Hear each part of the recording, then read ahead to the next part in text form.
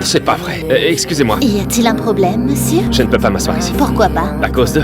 Ethan explique qu'il a un entretien important. Il demande donc à l'hôtesse de lui trouver une place plus calme. Mais Annie lui répond que le vol est déjà complet. Alors il doit s'asseoir à côté d'Anna. Tu sais, tu n'as vraiment pas à t'inquiéter. Elle est généralement très calme et devrait sûrement dormir pendant tout le vol. J'en doute sérieusement. Eh bien, si tu es vraiment si inquiet, peut-être que ça t'aiderait si on changeait de place. Anna pense qu'être assis côté couloir lui évitera quelques difficultés. Mais Ethan croit qu'elle veut juste lui voler sa place. Il la traite directement d'égoïste. Nous voulons juste rentrer à la maison. Bien, vous auriez pu prendre un train, peut-être un bus, ou louer une voiture. Mais non, au lieu de ça, vous avez décidé de déranger tous ces gens avec un bébé qui hurle. Ce n'était pas mon intention du tout. Ah, bien sûr que si. Vous êtes une égoïste et inconsidérée. Peu après, Anna veut sortir pour changer la couche du bébé. Mais Ethan refuse de la laisser passer. Il va même jusqu'à la signaler à l'hôtesse. Je lui ai demandé poliment s'il pouvait bouger. J'ai besoin de sortir et de changer mon bébé. C'est dommage, c'est votre problème, pas le mien. Monsieur, le règlement de la compagnie aérienne dit que vous devez la laisser sortir.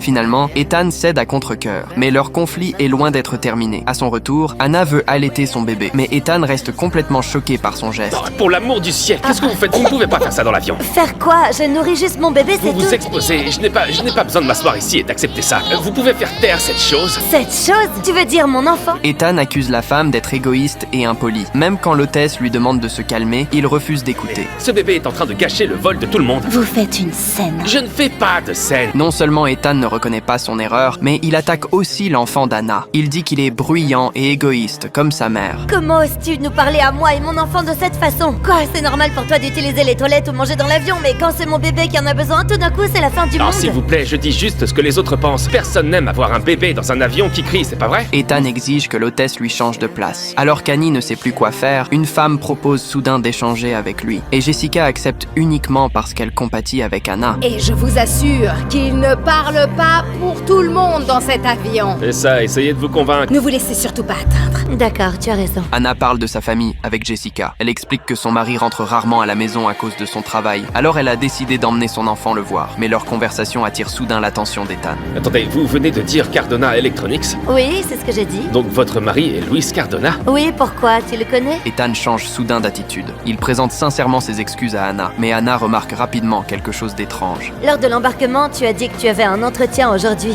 Oui. Avec qui as-tu cet entretien? Cardona Electronics. Anna comprend aussitôt toute l'histoire. Elle réalise qu'Ethan a seulement peur qu'elle le dénonce. Et alors qu'il tente encore de s'expliquer, Ne t'inquiète pas, je ne manquerai pas de dire à mon mari qui tu es exactement, d'accord? Non mais attendez, j'ai Non, encore une chose. je crois que tu en as déjà dit bien assez.